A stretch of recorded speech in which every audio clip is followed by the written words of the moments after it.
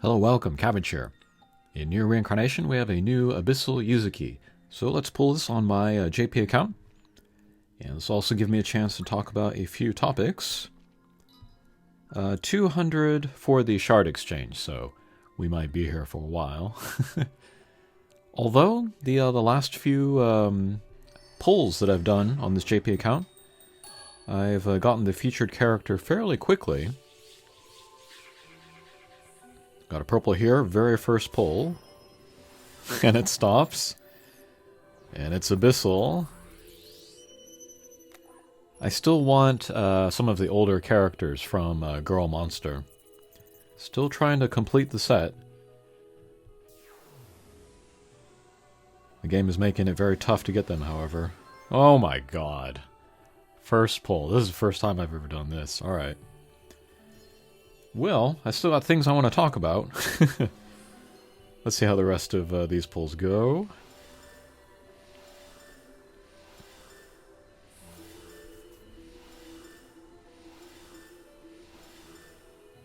Alright. And alright. Well, good video.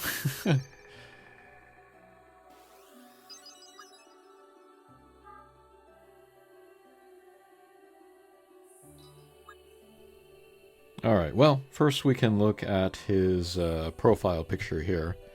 Does this look darker than usual, the background? That's interesting. That might just be for Abyssal. Okay, first of all, I wanted to complain about the karma process and then how much materials it takes up. I kind of brought this up in the end of my last video. And I asked people what they thought. But I forgot to complain about it myself. But yes, the process is way too long sometimes in real lifetime. And you have to be paying attention the whole time, you know? And then hitting the buttons and checking the buffs. There's a chance that you might hit cancel on the buff that you want, and then you have to go back in there again. It's a very poorly thought out system. I've talked about this a few times in some community posts. But JP players, they also hate it. They call it prison work. They've compared it to doing the Retire Marathon for Lavender Cubes back in the beginning of the game. And then I also heard people comparing it to walking around the cage to pick up the dropped items.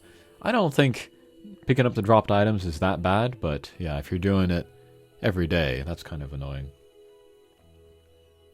And then the cost, because of the cost is so high for the leveling materials, I am now doing the gorilla quests every day as much as I can, which I hate. I won't spend, the 100 gems to refresh beyond the first. But, I'll unlock it for an hour, I'll farm that. That ties up my phone for an hour. And then on the weekends, I try to remember to play at noon and then again at 2, I think it is. But I often forget, and I kick myself for that. So yeah, we're kind of going back in time to the very early parts of the game when we didn't even have skip tickets. I could be using the skip tickets now, of course, but I want to save them for like when there's a raid up or something on the gorilla quests. So that means I'm not using them for limited time event quests, which means I am locking up my phone for hours doing that kind of thing. And then the amount that we need to farm for that, it's higher than it was before. We have like the Verses of Truth, which take 30,000 coins. That's a lot of farming, especially if you don't pull the new stuff for the drop bonuses from the weapons. So yeah, the game is getting stingier and less convenient to play, which is not a great sign. Next topic I wanted to talk about was subjugations. With the addition, of the 30% cooldown haste up, that'll make skills come out faster, and so it should be easier to get higher scores there. And I would still like to get plus scores, in order to get those rainbow coins so that I could karma up my beloved Recollections of Dusk costumes. It seems cruel that I love those costumes more than most people, and I can't make the utmost use of them. I would almost be willing to find somebody here in Japan and pay them to do the subjugations for me. That might be something worth looking into, like a collaboration with a YouTuber here.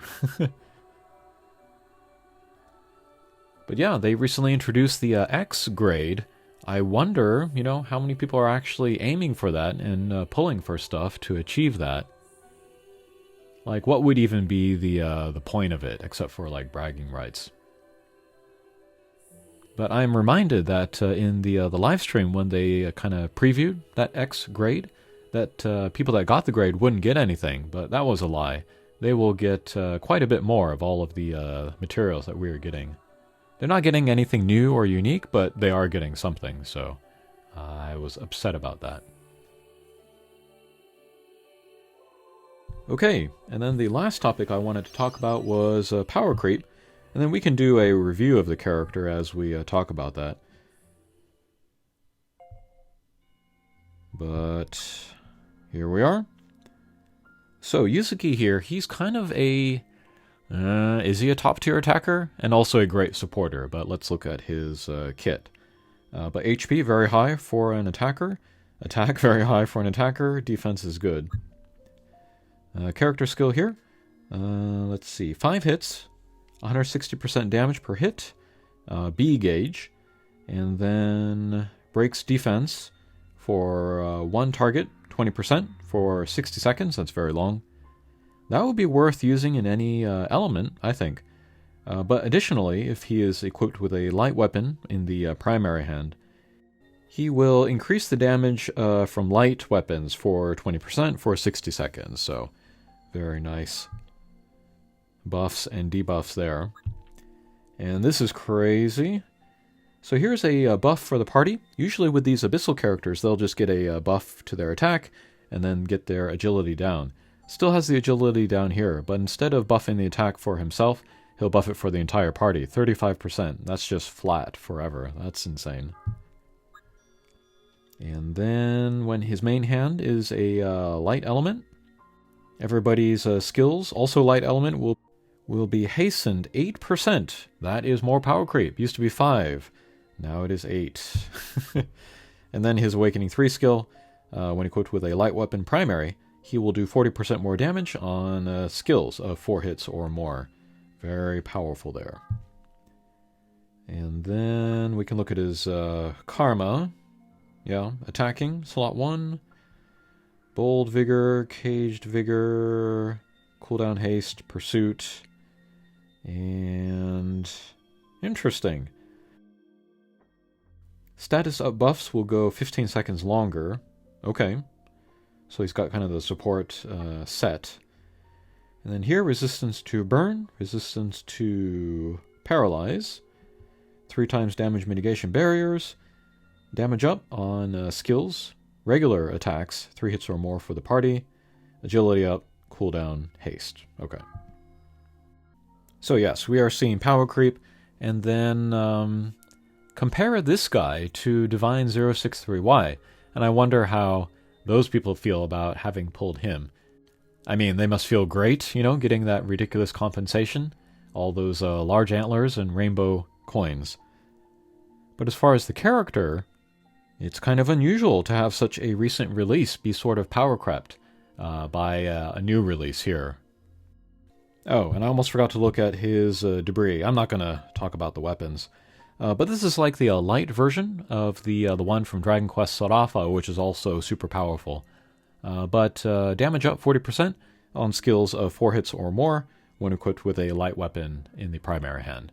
Very, very strong. Okay, so I think that'll do it for this video. I would say I hope your pulls are better than mine, but I don't think you can get better than getting it on the very first pull, so hopefully your luck is as good as mine. Thanks for watching, and we'll see you again. Take care.